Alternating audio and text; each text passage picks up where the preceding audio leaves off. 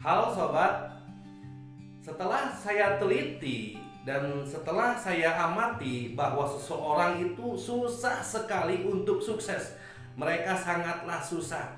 Saya tahu sekarang 4 kata saja yang membuat mereka susah untuk sukses. Kata apakah itu? What will people see? Seperti apakah itu? Simak setelah yang berikut ini.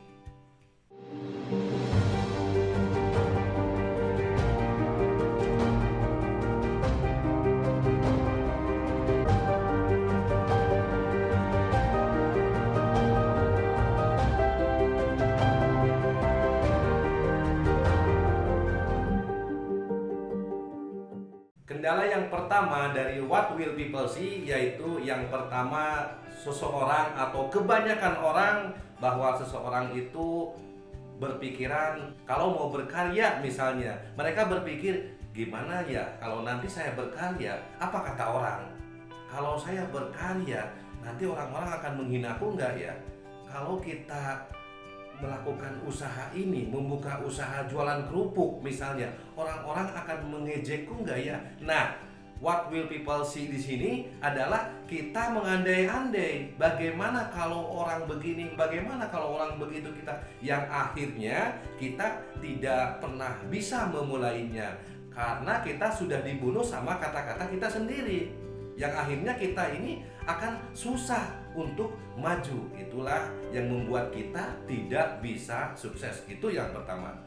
Kata yang kedua, seseorang akan susah untuk berubah. Kata yang keduanya yaitu mereka tidak mau menjadi bunglon. Dalam arti mereka tidak mau berubah seperti bunglon.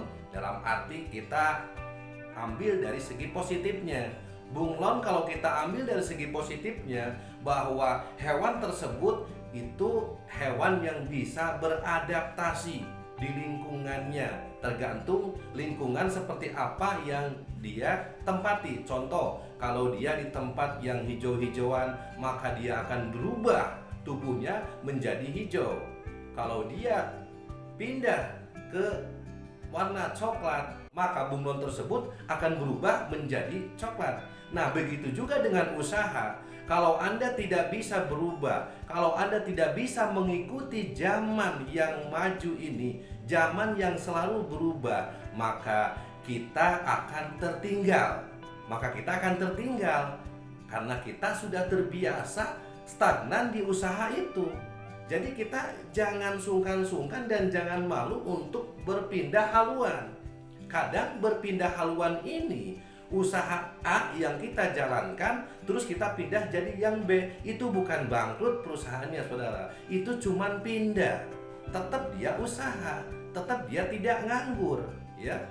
Kalau dengan pindahnya begitu Anda menganggap bahwa itu nganggur, Anda salah.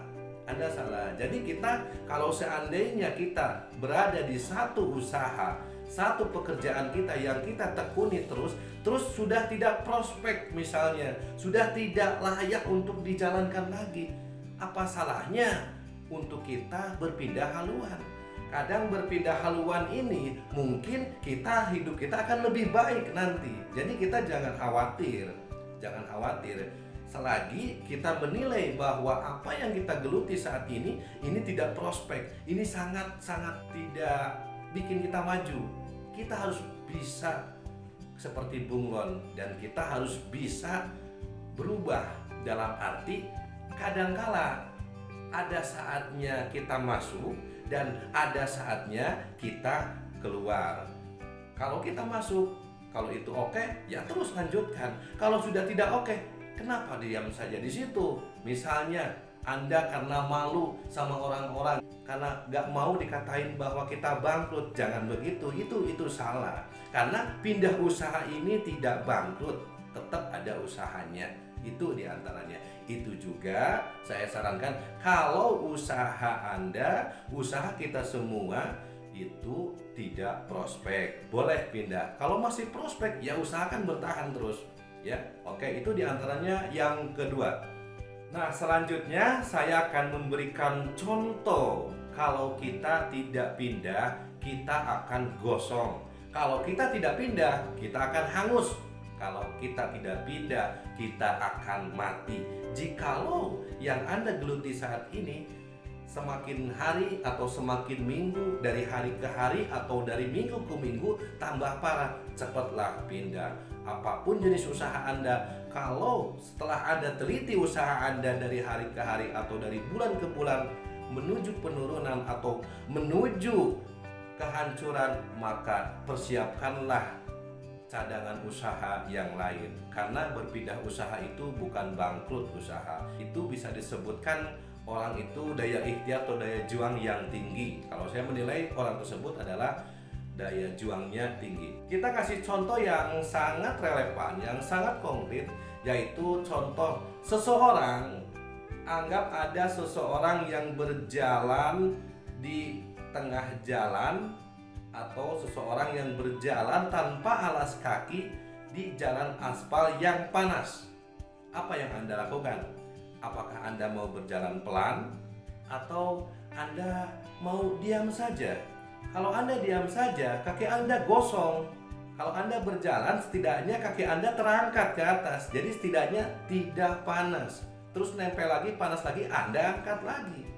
Bahkan semakin panasnya aspal jalanan, maka itu seharusnya Anda semakin kencang larinya. Karena kalau Anda tidak kencang, kaki Anda akan gosong.